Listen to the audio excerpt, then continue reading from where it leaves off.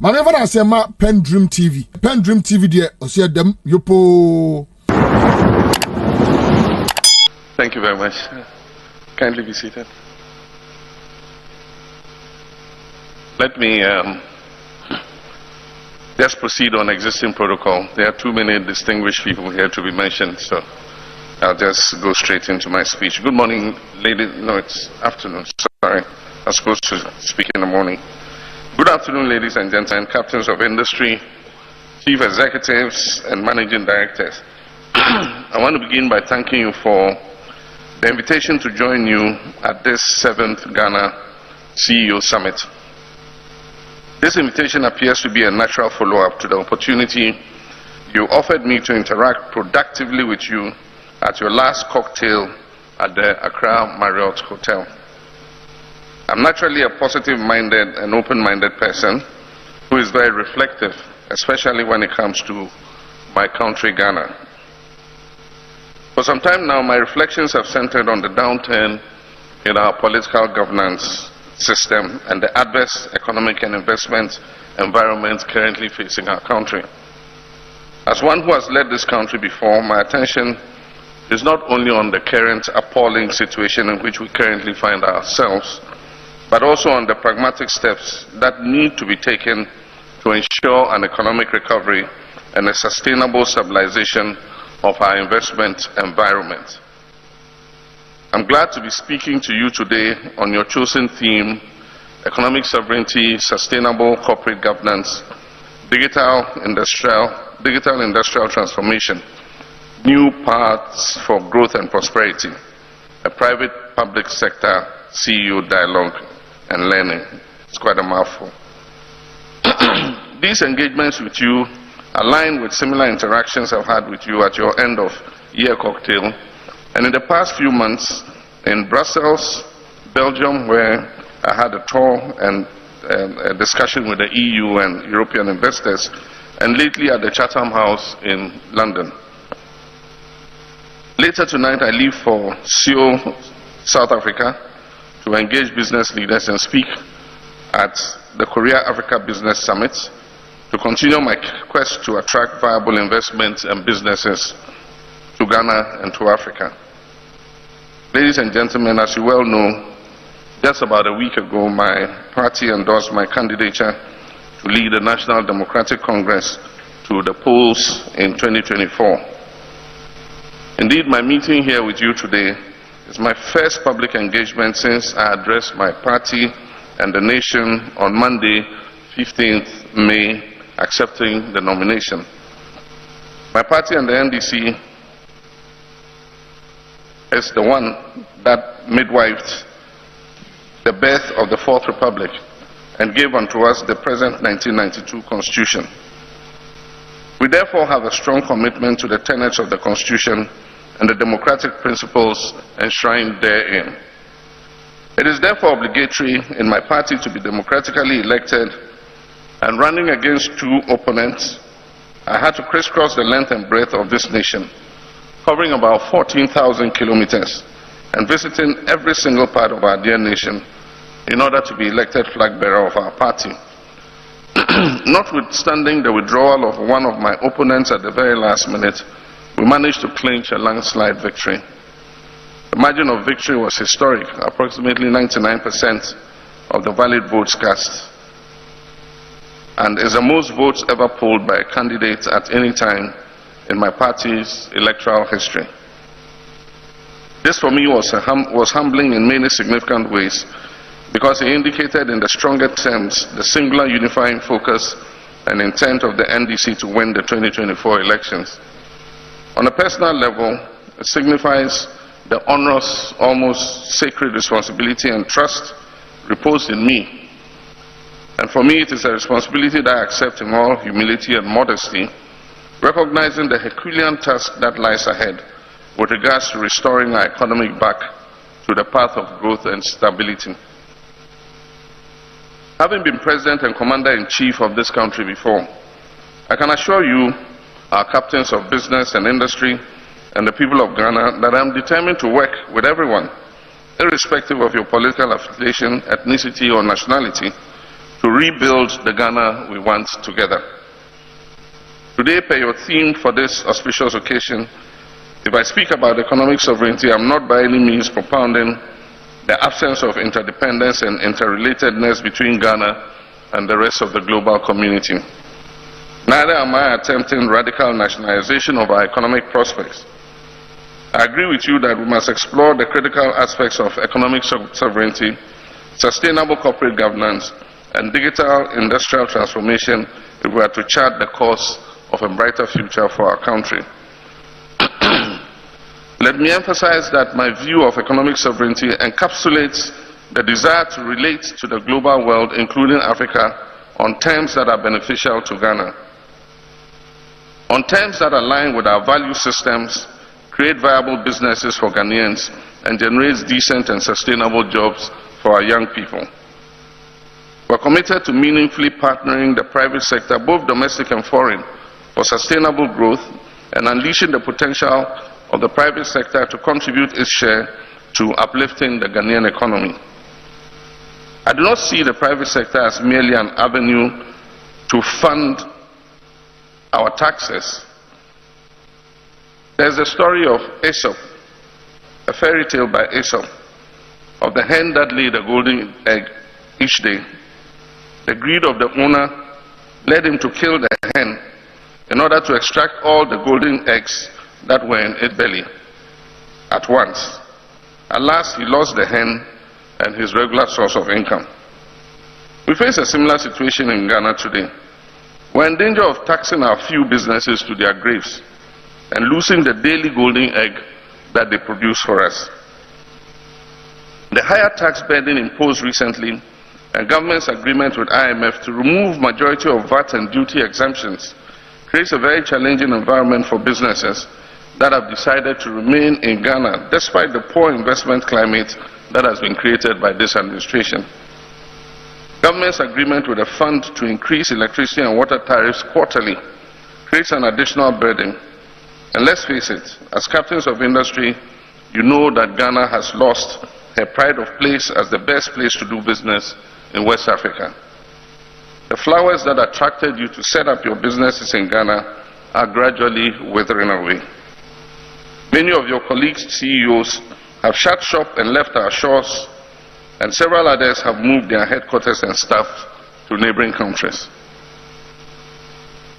Having family and friends who own businesses, I know about the endless tax audits dating back several years that you continue to face. The call to appear at IOCO, the Economic and Organized Crime Unit, the harassment over social security payments, multiple fees and charges for clearing imports or exports at our ports, etc. Indeed, there are many of you today who use the free port of Lome to import your goods and track them all the way into Ghana because of the plethora of fees and charges that we have at our ports. In either case, who can tell me what happened to the famous mantra, and I quote, from taxation to production? There's dwindling production and gargantuan taxation. Anyway, sorry for my digression.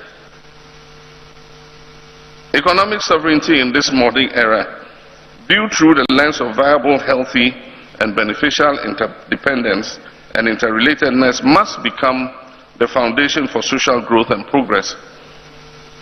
And I may add, the quest for economic sovereignty must certainly go beyond the flowery and impactless speech about Ghana beyond aid.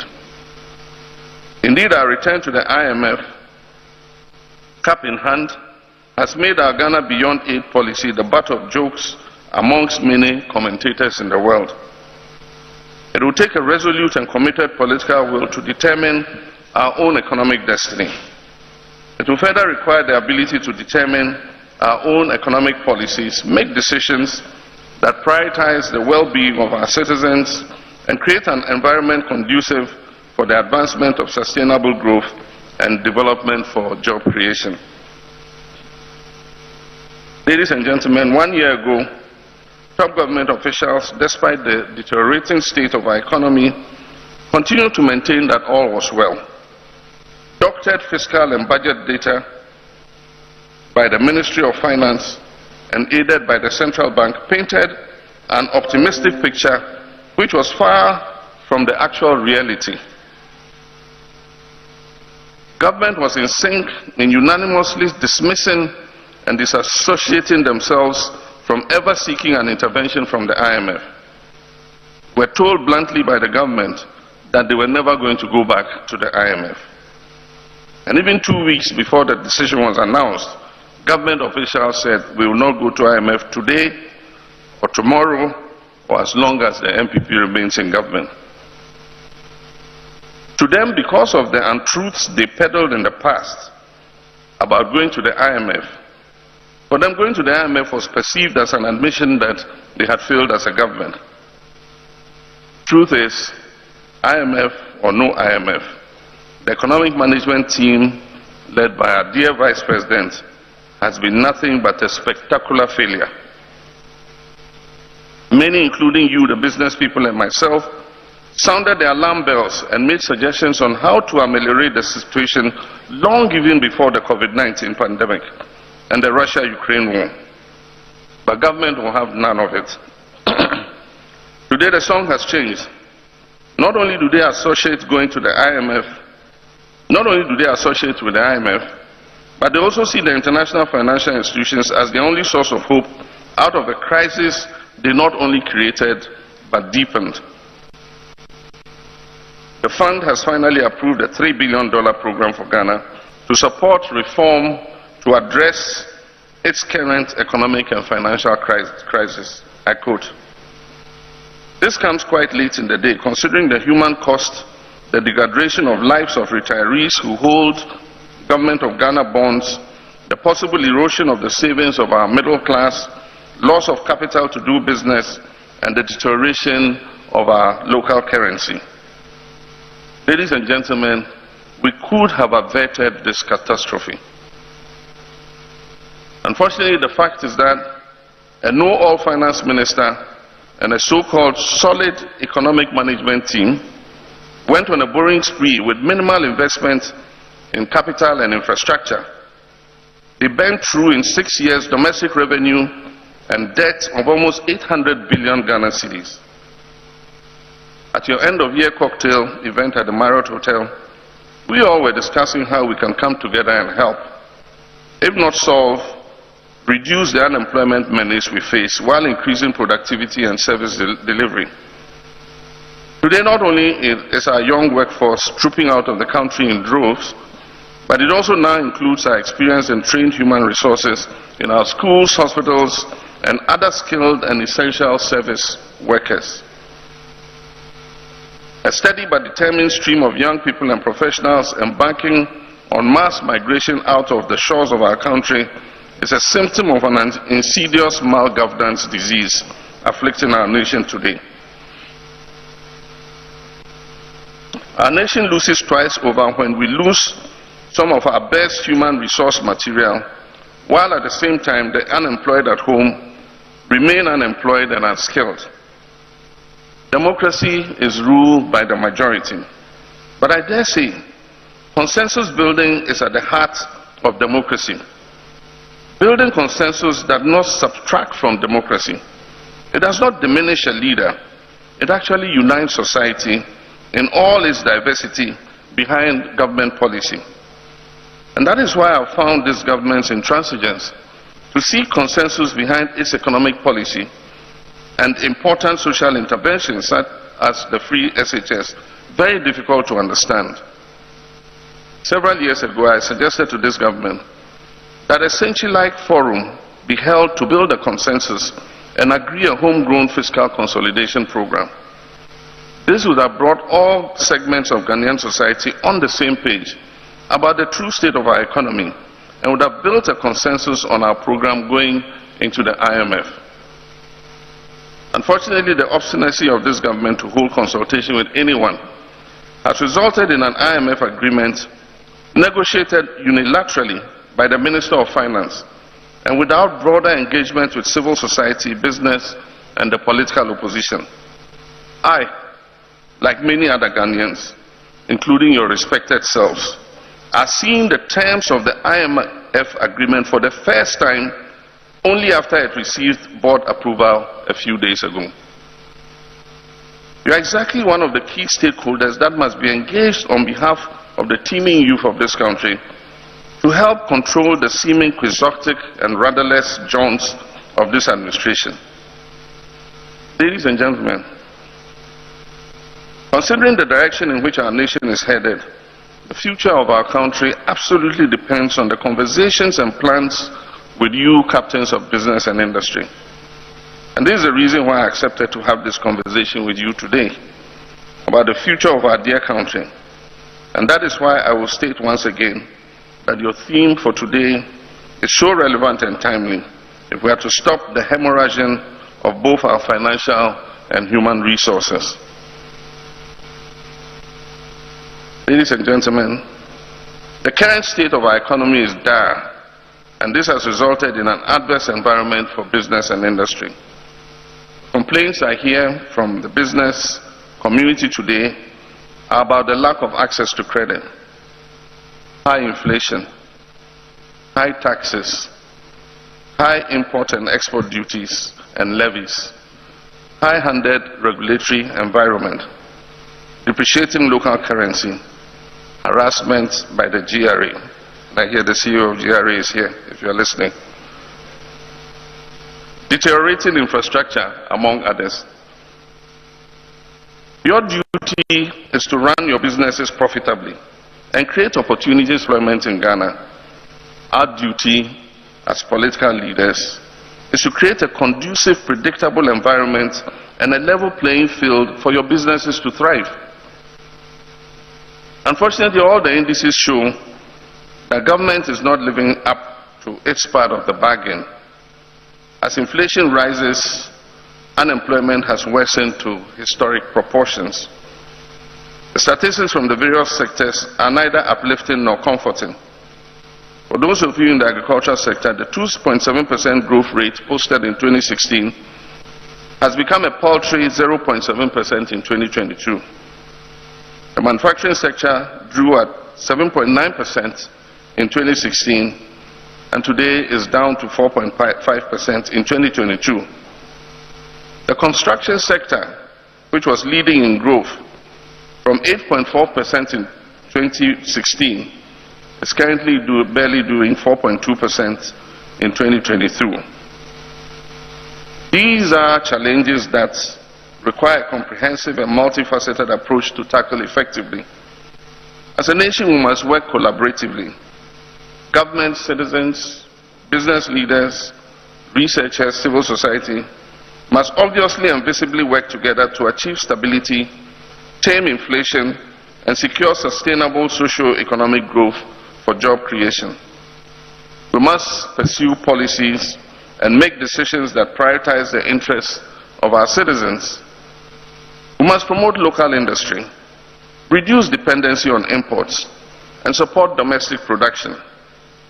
And this is why, as President, I established the Ghana Export-Import Bank. This is also the reason we founded the Ghana Infrastructure Investment Fund, with a vision to build and grow the fund into a sovereign wealth fund for strategic business partnerships. With a viable sovereign wealth fund, businesses could leverage its sinks for external credit, and maybe, just maybe, the international rating agencies may not have downgraded us beyond the current, beyond recognition. As it is, our banks are overexposed and avenues for foreign capital to fund businesses have also been constricted. We can do better. Let us work together to reverse the status quo. We must restore indigenous Ghanaian investment in the finance and banking sector and create a tiered banking system to finance different segments of the business market. We don't need every bank to be a category A bank with same capitalization. We can have different levels of capitalization that finance different segments of the business sector. As I stated in my acceptance speech in Tamale a week ago, this will give the opportunity for experienced banking hands, thousands of them who were laid off, to secure their careers back once again and move from the menial jobs that they were forced into with the closure of the indigenous banks. As a further assurance, as far as practicable, and note I said as far as practicable, licenses that were unjustly cancelled by this government will be restored. I cannot till this day understand why a 4 billion Ghana cedis problem was made to cost the taxpayers 25 billion cedis. These banks were asked to capitalize to 400 million. And if there were even 10 of them, that's 4 billion cedis. And yet with the closure of the banks, we incurred a debt, a public debt of 25 billion, guaranteeing depositors' accounts. Indeed, for some of these banks, there was no problem, purely politics or personal vendetta. One bank was shut down solely because its principal shareholder was being investigated for corruption in a case involving a state enterprise. If we are to create an environment for businesses to thrive, government must be apolitical in how it deals with businesses. It must create an environment where it allows businesses, no matter their political, ethnic, or other colorations, to thrive. Ladies and gentlemen, let us also recognize sustainable corporate governance as the backbone of a thriving economy to achieve economic sovereignty.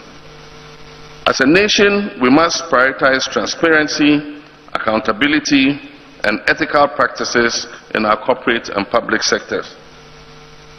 We must establish robust frameworks that are measurable and key to the success of the public sector by fostering a culture of responsible management and oversight. We can attract movements, boost investor confidence, and create an environment that supports the growth of businesses, large and small. We need to extend the gains made so far in improving the mechanisms for business closure to include clear functional provisions and structures that protect businesses during unfortunate periods of business stress. Most of this business stress is actually created by government, creating adverse environments for businesses.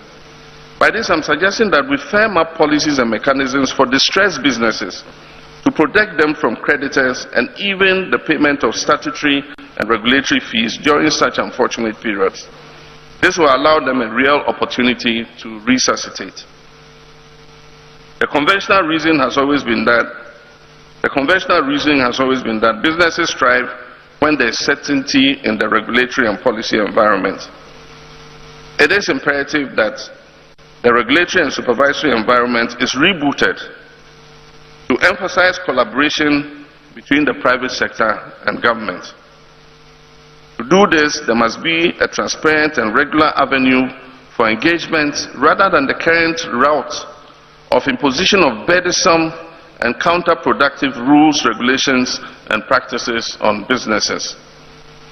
Business leaders must be partners at the table rather than merely being called and told what government decisions have been made.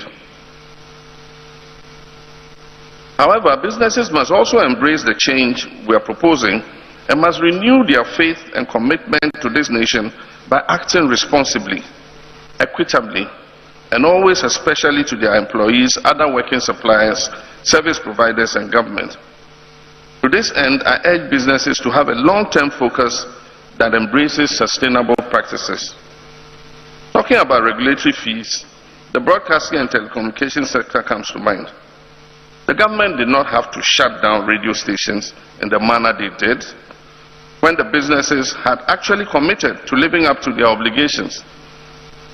My administration had a far-sighted, business and people-friendly view for that sector.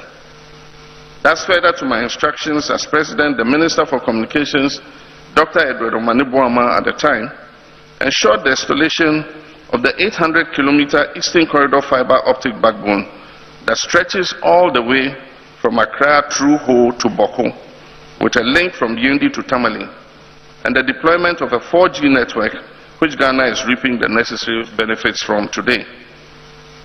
Pause for a moment and ask what would have happened if we lived through the COVID-19 without a 4G network. How would you have successfully implemented the work-from-home policy? As a former Minister of Communications myself, I feel fulfilled to witness the evolving phases of the reform we led and pioneered in the 1990s, and the tangible investments I made as President in Ghana's digital space. It It was during that era that we superintended the convention of the old Post and Telecommunications Corporation, and I'm sure some of you who are very young will not remember there was a PNT in this country before. The conversion of the old PNT into today's competitive and privatized telecom IT space, including the birth of the regulatory agency, the NCA, of which I was one of the pioneer chairmen. We oversaw the landing of the first submarine cables that connected our country and continent and linked us to the rest of the world for high-speed data transfer. Our early efforts in those days have profoundly changed life as we know it today. And indeed, I find it amusing when latter-day champions in the digital space challenge me to name one policy I'm associated with that has created positive change in the lives of our people. Just as 4G network was introduced when I was president, it is my wish that the full rollout of 5G, the 5G revolution, and the full integration of AI as a facilitator for our productivity will happen under my next tenure as president by the grace of God. By investing further in digital infrastructure as we did with the Accra Digital Center, the National Data Center, the Digital Terrestrial Television Network, by promoting digital literacy and by fostering innovation, we can unlock the full potential of our nation and seize opportunities presented by the digital age to enhance productivity and create high-quality jobs for our people. If with 4G internet we have seen a transformation in digital broadcasting, the music, film, tourism, and sports industries, then I say let us wait and see 5G. I'm certain that our creative artists, the Wiyales, Diana Hamiltons, PSA Estes, Black Sheriffs, the Rex Omars, Amanzibas, Yvonne Nelson, John Dumelos, Kafri Dankus, Shirley Frimpong Maso, Lydia Forsons, Lil Waynes, and others in the entertainment space, and those yet to come cannot wait either for 5G. Technology has become a powerful tool, and we must restructure our nation in education, in business, in healthcare, amongst others, to be ready for this industrial change of man versus bots. Tech companies around the world, Apple and Samsung, whom I'll be visiting while in Korea, are making huge profits out of new technologies. Tech companies in our country may not be in the same category, but the potential for optimal productivity, profits, and employment remains very high. Ladies and gentlemen, the private sector must be allowed to thrive and grow. The private sector must be supported to contribute its share to the economic upliftment agenda of Ghana, and not merely be seen as a tax revenue avenue. To achieve this, it is imperative that businesses must be allowed to assume their separate legal entity status and not be treated as spoils of war or collateral damage for the unhealthy sins of even dubious political targeting of their owners. It makes sense to prosecute business owners who have breached the law, but by God, we should still allow the businesses that they superintended to thrive. In my period in government, we initiated efforts to consolidate the marginal gains Ghana was making in the private sector-led growth. We, with the support of our development partners, successfully pursued initiatives in the private sector development strategy. We initiated efforts to streamline business registration process, launched the collateral registry to improve access to funding for business, implemented mechanisms to ease business closures when required, and generally improved the business climate. We are determined in the next NDC government to initiate various efforts to improve productivity, especially the value added per worker index, where Ghana seriously lags behind other competing African countries. The current system for tax offsets is laborious and arbitrary. I intend to have further engagements with the private sector about how to simplify the process and eliminate the arbitrariness in its application. It should be possible for the Ghana Revenue Authority to efficiently allow businesses that are entitled to a refund or have surplus input VAT credit to offset against other tax types from different tax handles. The modality for easing the implementation of this intervention is something I want to engage more with the private sector on. Currently, businesses are inundated with various tax handles and experimental efforts in revenue mobilization. Aside the confusing mechanisms of politicking with the benchmark rates, the numerous tax handles imposed recently and the very experimental taxes, I dare suggest the obvious that tax mechanisms must be scientifically considered. Taxation must be anchored in intelligent, broad-based data analytics and not parochially skewed efforts merely at finding more money to waste on frivolous government expenditures.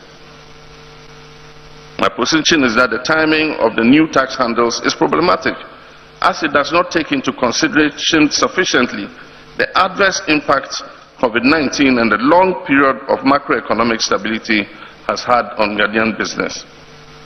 Businesses need time to build up their agility and shock absorption capacity, and hence the new tax handles coming at this time may be counterproductive in the medium to long term. I'm also aware of the competitive nature of attracting both local and foreign investments, and I fail to see how this knee-jerk approach to taxation provides Ghana with a competitive edge to attract more investors. Unfortunately, the content of a badly negotiated IMF deal only assures us of more nervous days for business from high utility costs and constrained demand from reduced purchasing power of your customers. Added to this pain is the perilous eroding of the capital base of our financial intermediation system through dubious business closures and unhealthy political targeting. It really is a worrying scene, witnessing the ease with which a government that cannot create jobs can easily collapse businesses. With the current reality of government being shut out of the international credit market, this government will continue to voraciously borrow on the short end of the market and effectively crowd out the private sector. I think a reasonable balance is required so that the private sector can still have a credit lifeline.